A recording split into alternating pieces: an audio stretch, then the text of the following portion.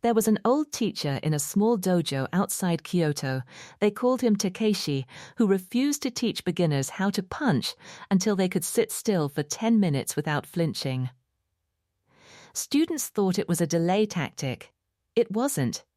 It was the entire lesson. For centuries, Japanese martial and meditative traditions guarded a set of techniques for controlling the mind so tightly that some were taught only to advanced students, passed down as much through silence as through words. You already carry a version of this problem, a mind that reacts before it thinks, that spirals before it settles. What follows are 4 of those techniques, the ones Takeshi never rushed. 1. Fudoshin, the immovable mind picture, the moment right after someone says something that lands wrong, the flash of heat behind your eyes, the words already forming before you've decided to say them. You call this losing your temper. Takeshi called it losing the fight before it started. In Japanese martial philosophy, this state has a name, Fudoshin, the immovable mind.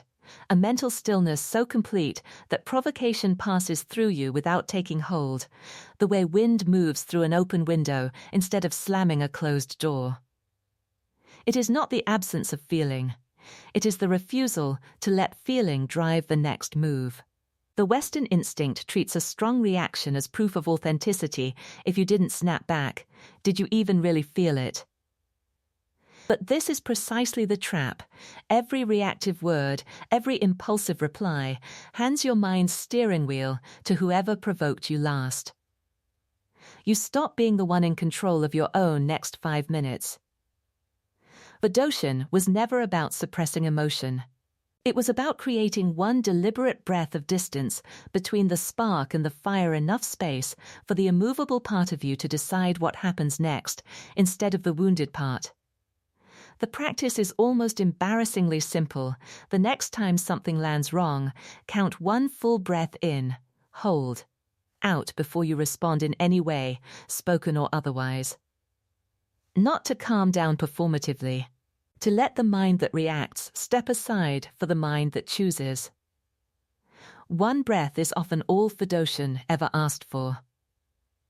And once you've felt that pause even once, you start noticing how much of your day was being run by the version of you that never took it. 2. Mushin, the mind without mind. A specific kind of failure comes from thinking too hard in the exact moment it mattered most. The perfect response you rehearsed for days, gone the second you actually needed it, replaced by stammering and static.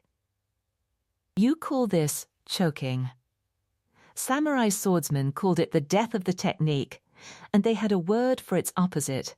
Mushin, literally no mind, a state so free of self-conscious thought that the trained response simply moves through you, unobstructed by the fear of getting it wrong.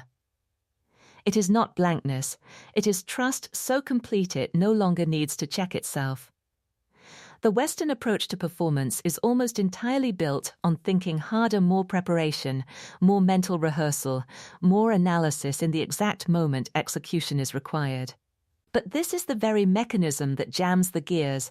A mind narrating its own actions in real time is a mind 1 step behind them, watching itself perform instead of simply performing. Motion doesn't ask you to think less in preparation. It asks you to stop thinking at the moment of execution, to let the hours of practice, of habit, of quiet preparation simply take over, the way your hands already know how to tie a shoelace without your brain narrating each loop. Before anything that matters, a hard conversation, a presentation, a decision already made, spend 30 seconds doing nothing but breathing, deliberately withholding the urge to rehearse 1 more time. Let the moment run on what you've already built, not on last-second panic. What you've trained is usually more ready than your anxious mind gives it credit for. 3. Zanshin, the mind that doesn't leave early. Most people finish a task the moment the hard part is over, the email sent, the conversation ended, the presentation delivered, and mentally check out a full beat before they've physically left the room, already halfway into the next thing. Takeshi's students learned this was where most real mistakes happened, not during the difficult moment, but in the careless half-second right after it. The word for the discipline that prevents this is Zanshin, the remaining mind, a state of continued awareness held even after the action is technically finished, the archer still present in their stance long after the arrow has already left the bow. It is presence that outlasts the urge to relax too soon. The Western habit is to treat completion as permission to disengage instantly, task done, attention gone, already scrolling before the door has fully closed behind you. But this premature exit is where sloppy follow-through lives. The email sent without a final read, the goodbye that comes out flat because you'd already left in your head, the good work undone by a rushed, careless final second. Zanshin asks for one more breath of presence after you think you're finished, not longer. Just one beat more than instinct wants to give. Finish the sentence. Actually look at the person as you say goodbye. Reread the message before it sends, fully present instead of already gone. The habit is small. Build in one deliberate second of remaining, right where you'd normally already be checked out. It rarely takes longer. It almost always changes how the ending lands, and how a mind that finishes well tends to start the next thing more clearly too. 4. Mokuso, the reset between rooms. A particular exhaustion has nothing to do with hours worked, and everything to do with never actually leaving one mental room before entering the next, the meeting that bleeds into the phone call that bleeds into dinner, all of it carried in the same unbroken, cluttered state of mind. In the dojo, no session begins or ends without Mokuso, a short, seated silence. Eyes closed, hands folded, observed before training starts and again before it ends, a deliberate seam stitched between what came before and what comes next. Not rest, exactly more a threshold, crossed on purpose instead of stumbled through. The Western day has no such seam. One obligation flows directly into the next with no gap, so the tension of the last room simply rides along into the new one. Uninvited and unexamined. This is how a bad meeting becomes a short temper at dinner, how one difficult email colors an entire evening it had no real business touching. Mokuso interrupts that transfer.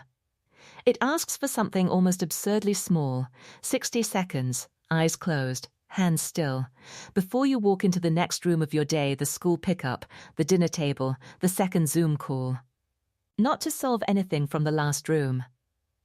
Just to close its door properly before opening the next one. Try it once today, at the transition that usually swallows you whole, and notice how much lighter you walk into what comes next, carrying only what actually belongs there. Takeshi never claimed these techniques would make anyone unshakable overnight, only that a mind practiced in stillness eventually stops being dragged around by every small provocation, every rushed exit, every uninvited carryover from the last room into this one. Fudoshin, Mushin, Zanshin, Mokuso, 4 different doors into the same discipline, choosing your mind instead of inheriting whatever mood it woke up in. None of them require a dojo.